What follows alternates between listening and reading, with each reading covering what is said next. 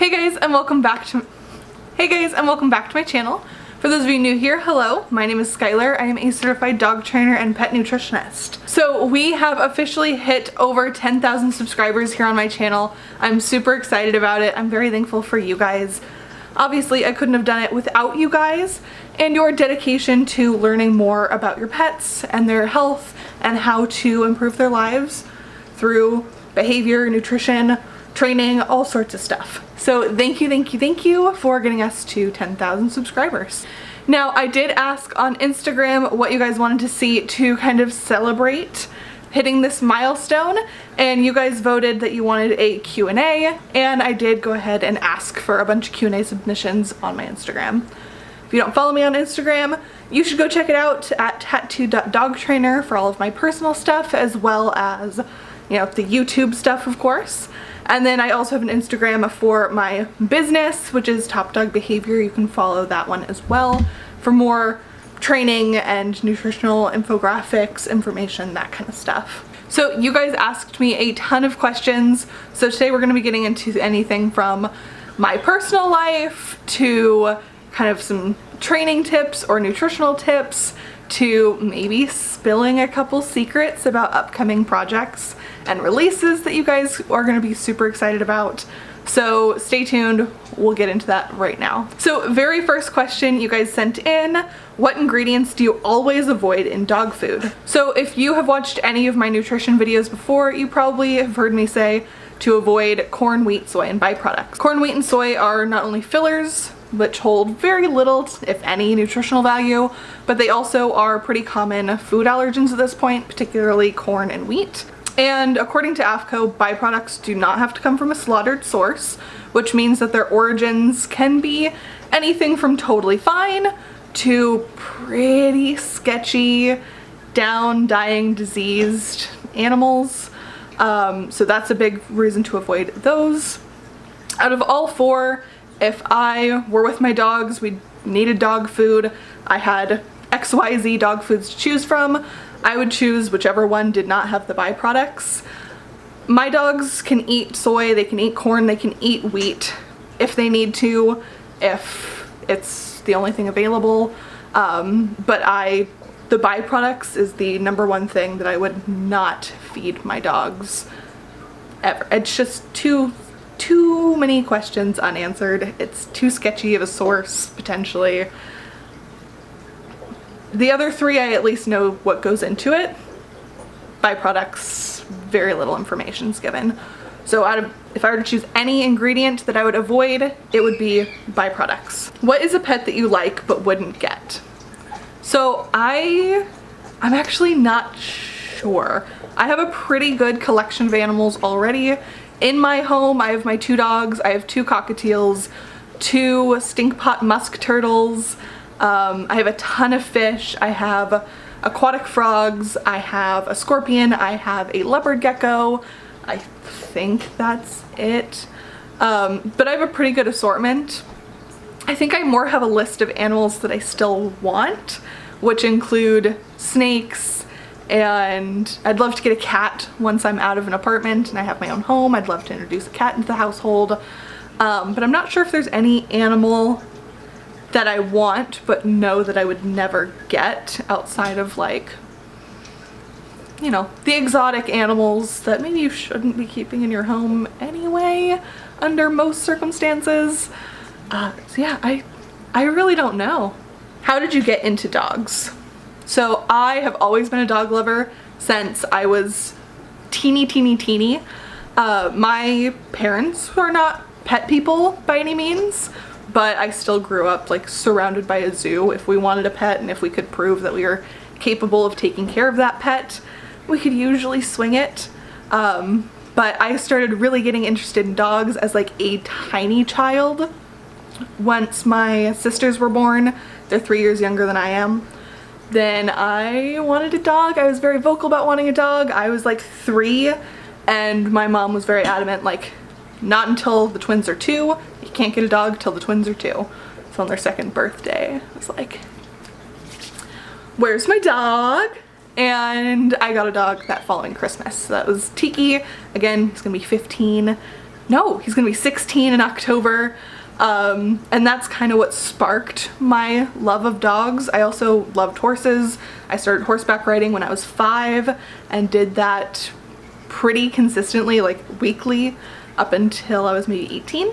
But I trained Tiki when I was 6, and that was my very first introduction to dog training. And I volunteered at the Humane Society as soon as I was able to. As soon as I hit that age limit, I volunteered at the Humane Society every week for years and years and years. I've worked in pet stores, I've done training classes with other trainers, I've done apprenticeships, I've done all sorts of things. It's just always been very, very up my alley. Dogs, I just love dogs. And more importantly, I love helping you guys better, you know, bond and work with your dogs, because they're great. What are some good books or learning tool suggestions for pet nutrition? So the internet is a wonderful place. You do have to be kind of particular about the sources of the information that you're looking at, but the internet is great. Dr. Karen Becker, who's one of the leading veterinarians in the holistic veterinary care world, and also a really big person in the, you know, growth of the understanding of pet nutrition, has a book coming out in October called The Forever Dog.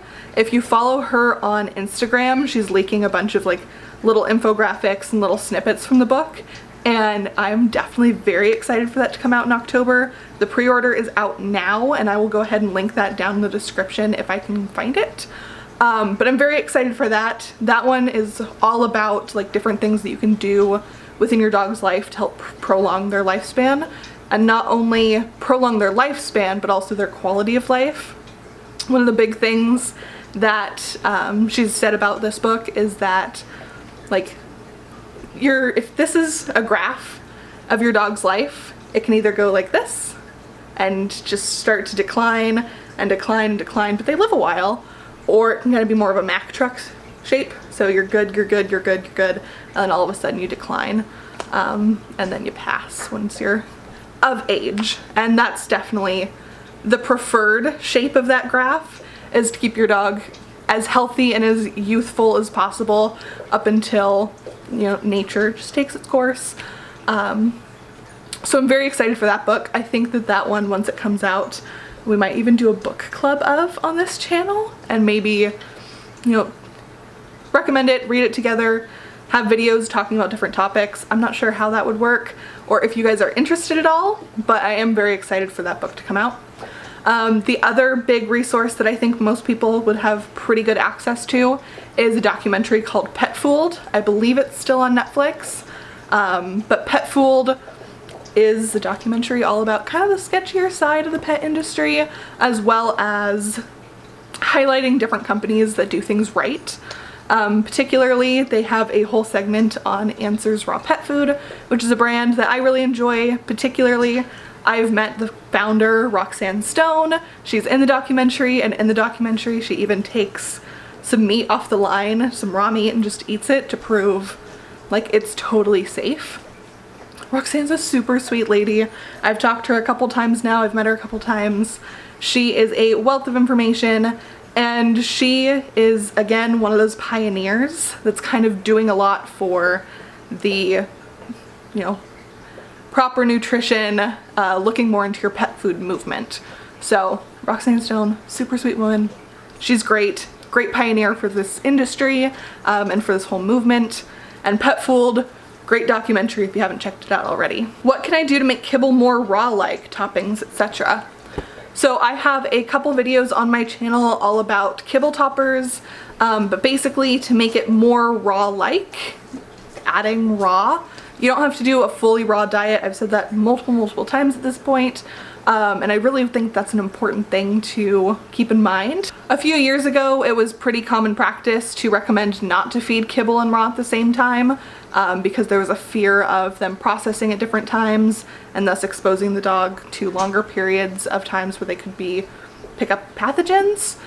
That's since been pretty much disproven. A lot of the researchers that, again, I've heard from, the information that I have, people I've talked to, Roxanne Stone, for example, head educators for Primal Pet Foods, etc., are all pretty much on the same page that you can feed raw and kibble at the same time with no issues.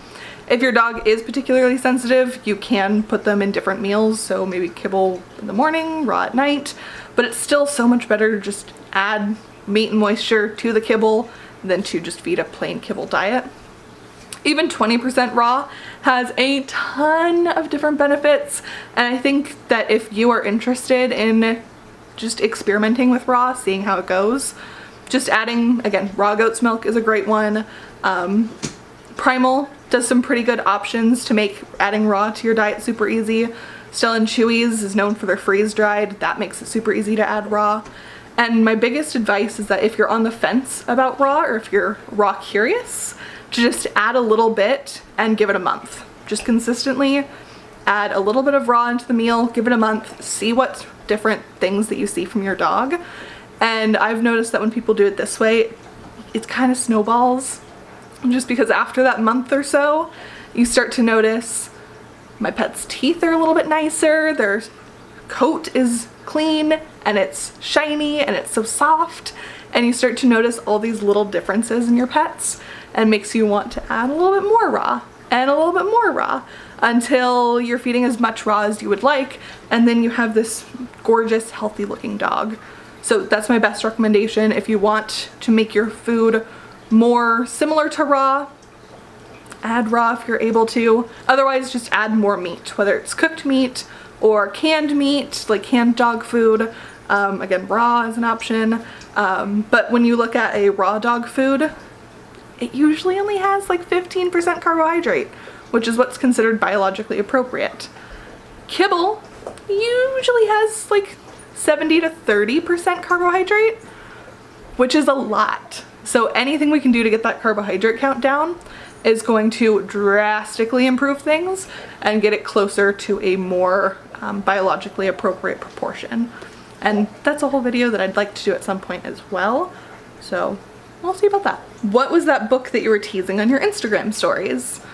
So again, incentive to follow me on Instagram if you have not already, but I teased a little bit of a project that I'm working on that hopefully, fingers crossed, is going to be ready in November. Late November is kind of my launch date goal, but I am actually working on a couple projects that are going to help bridge the gap between my business, Top Dog Behavior and Training, with the clientele that I now have. Because of my channel, because of you guys, I am getting to a point where not all of my training and nutrition clients are local. And so it's kind of been tricky over the past couple months to kind of bridge the gap between me being in one place and then you guys wanting to work with me, wanting my services, but not being local. So currently working on kind of bridging that gap and making working with me, getting training sessions from me a little bit more accessible, and I'm super, super excited about that. I really want to have it done for the holidays so that I can launch it and you can like get some training sessions for yourself. You can gift them to a friend if you know somebody who's getting a puppy for Christmas and they're doing it very responsibly, as you should, and we'll talk about that as we get closer to Christmas. Then you can give them the gift of some training sessions from a nice positive reinforcement and force-free source, which is super important. But yes, I am very excited, and I've definitely taken that mindset into kind of how I create things going forward.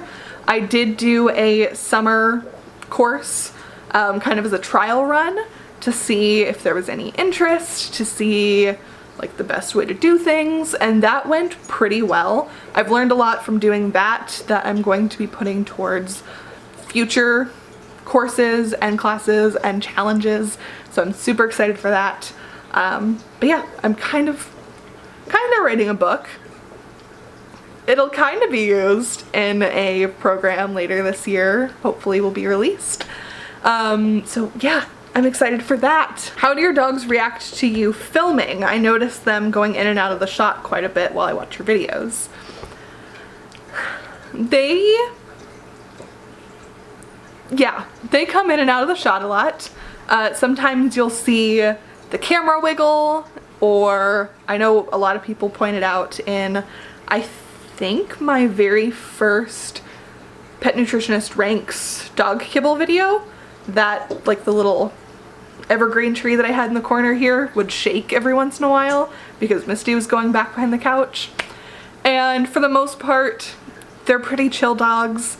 I do try to time it so that they have a nice Kong that they can snack on.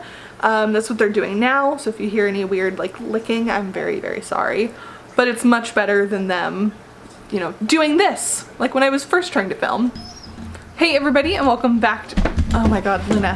Luna! Oh, Luna. Hey, come on. Oh my gosh. Oh my gosh. Overall, the dogs are fairly manageable. I do have to close the door to my office. My birds are in my office and they like to make their presence known. In my earlier videos before I moved to this apartment, they are definitely obnoxious. You can definitely hear them. So it's been nice to have them kind of in the office where I can hang out with them, but then I can shut the door and keep them quiet while I do this. Why don't you answer specific nutrition advice in your comments section? So that's a thing that I get a lot. I have a lot of people who will like leave very specific questions in my comment section, usually on YouTube, and just know I'm not gonna answer them. And if I do, it's gonna be something like, hey, you can email me or you can schedule a nutrition consult through my website. This is because if you give a very specific to you question and I were to answer that and give you the advice for your situation that I think would be best, if someone else in a similar but not the same situation were to read that and use that same advice, it might not have the same effect. So it's just a safety thing. I will give pretty general advice, and I do that in my videos as well. I give very general advice, and I encourage you, if you have very specific cases or very specific needs that you want talked about, have questions about, to schedule a consultation so I can get kind of the bigger picture and give you the best advice possible, rather than getting a piece of the picture, giving you specific advice but to a general audience, and then having that be taken out of context in potentially harmful ways. It also is not fair to the people who pay to have me, you know, discuss options with them and create a meal plan for me to just kind of throw that out all over the place. It devalues me and my time and my work. And it's not fair to the people who do the thing that I ask of them and schedule an appointment and get on a Zoom call with me and get their questions answered that way and get a custom meal plan for going forward. You know, it's just one of those things. I try to throw a little comment in there like, hey, you should just get in contact with me directly. But I get a lot of comments now, so generally if it's something like that or something that I've answered 30 times already in that same comment thread, I'll ignore them for the most part, which kind of sucks. I wish that I was able to respond to more comments, but definitely if it's something that I've said over and over again and you just need to like scroll up and look for it, or if it's super specific that it could be potentially harmful for me to give advice, whether I don't know the whole story of your pet or for someone else looking in trying to use that advice, I'd just rather keep it simple, and I hope you guys can respect that. That also goes for Instagram DMs. I know at one point I said that you can totally DM me on Instagram with any of your questions, and that was definitely true at the time. I did not expect that video to blow up like it did. My Kibble Ranking video is now at over 200,000 views, which is a lot for me.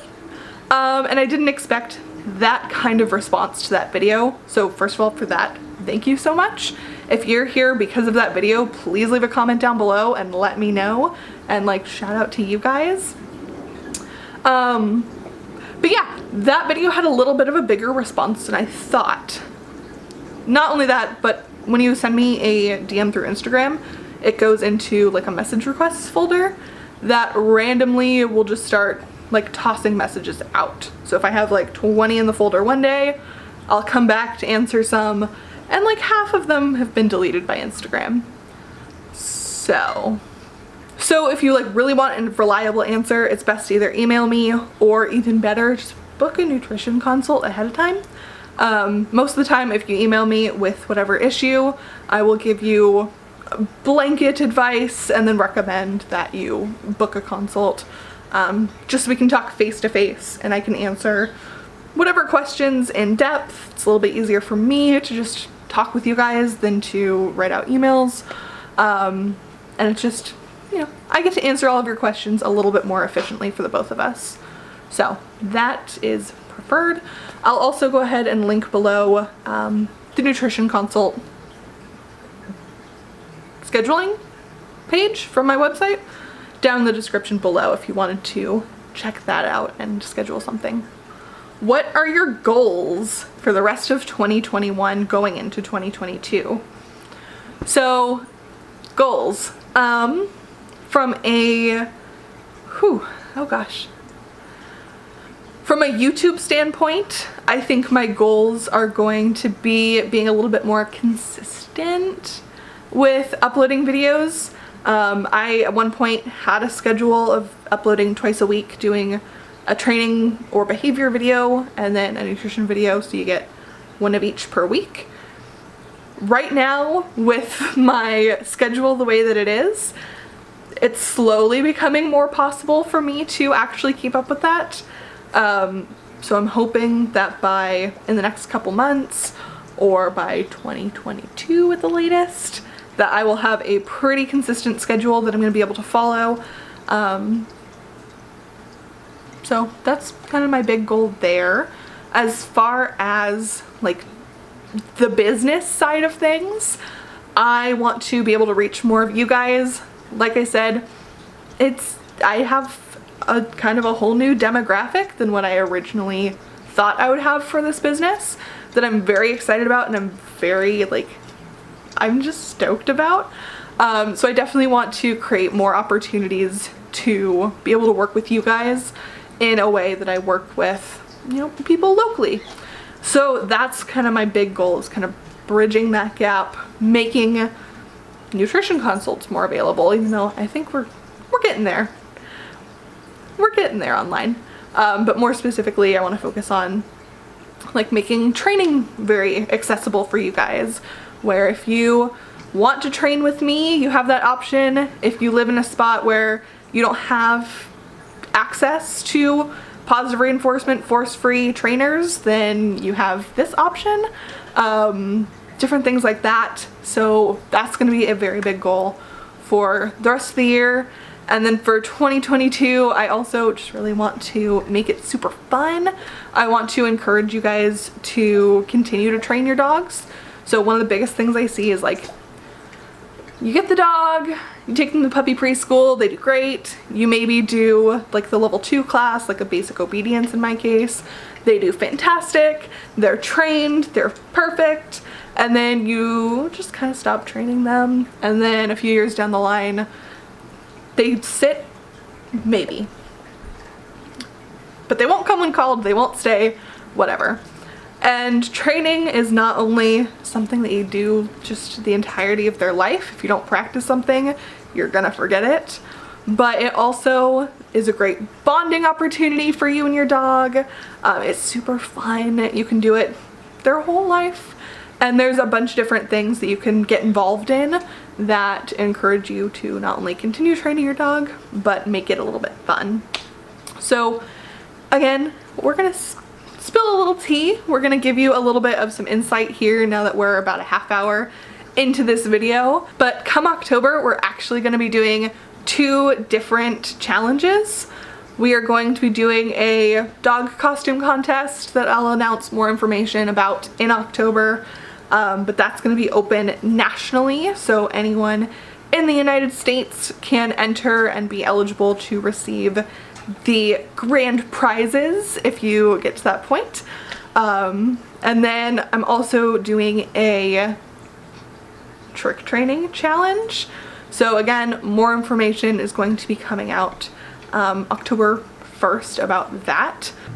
And that one is going to have an international option as well, so everybody can get involved in that one. One of my big goals for 2022 is to, again, make it fun, give you more challenges that you can get creative and get involved with. I also want to do a little bit of an incentive. I'm a big ribbon gal. Again, I rode horses forever. I did hunter jumper competitions, and horse show ribbons are a big part of my childhood. And positive reinforcement is not just for the dog, it's for us as well. So I'm a big fan of, you know, showing that you've accomplished something, but also to incentivize you to just continue going. So I'm also wanting to kind of do a point system of, like, if you finish a course, you get X amount of points. If you participate in a challenge, you get X amount of points. And then at different markers, you get like different levels of recognition, essentially, to basically say that you are somebody who put in the time and the effort to work with your dog and to continue to build that bond and to continue your training, and you participated in all these things. Congratulations, you now get this recognition. And I'm not 2000% how that's gonna work yet, but that is ultimately my goal, is to create definitely like a community about this, because I think that'd be really fun, is to just have a nice little community of like-minded pet owners that are just eager to learn more and eager to continue enriching their pets' lives. So those were some rambly goals, and I probably gave away a little bit more information than I was planning on giving, but that's fine. If you stayed to the end of this video, thank you. You're a trooper. I hope you're excited about the plans that I have going forward as much as I am. Thank you guys so much for 10,000 subscribers on YouTube. That is fantastic. I didn't think I'd ever get that much, and we're still growing. So that's like a huge thing for me. I also want to give a special shout out to my family. My cousins were up visiting this weekend when I hit the 10,000, and they bought me a cake, and we had the dogs over, all three of mine, and then they had their dog over for the very first time. So it was a very happy, cake-filled, dog-filled day, and it's just, it's good. I'm very excited. I'm very happy. Thank you guys so much. This is, yeah, thank you. If you enjoyed this video, please give it a like. Give it a like if you were one of the people who subscribed to get us to 10,000 in the first place. Or give it a like if you're excited for all of the fun stuff that I've planned for the end of the year, because I'm pretty stoked on it. And subscribe if you have not already. I'm a little offended at this point if you stayed to the end of this video and you are not yet subscribed, so be sure to do that if you'd like to stick around. Again, comment down below if your very first video of mine was the Kibble Ranking. That one went insane, and it's just overall very positive response to that video. Overall very positive. I'm pretty thrilled by that. So it's been way too long now. I'm gonna stop rambling. My throat's getting a little sore. That's it. If you'd like to follow me on Instagram, tattoo.dogtrainer or topdogbehavior, follow them both, why not? Topdogbehavior is where I'm going to announce all of that fun October stuff that I mentioned. I'll probably share it to the tattoo dog trainer one, but it'll initially be announced and held by the Topdogbehavior. So I recommend giving that one a follow as well if you have not followed that one already. You can also tag me in the super cute pictures of your pets. I don't mention this in every video, but I guess I'll mention it here. On the end screen, I do try to put in pictures of your guys' pets when I have them available. So sometimes they're mine, sometimes they're your guys's. If you would like a picture of your pet included at the end screen of my videos, tag me in your pictures. And I just love seeing them anyway, because I love seeing you guys take what you learn from my videos and applying them to your actual life. That's awesome. So yeah, either tag me. You can also use the hashtag tattooed dog trainer or hashtag my top dog, and I can see it that way as well. So now that I've talked your ear off, I will see you guys in my next video. Bye.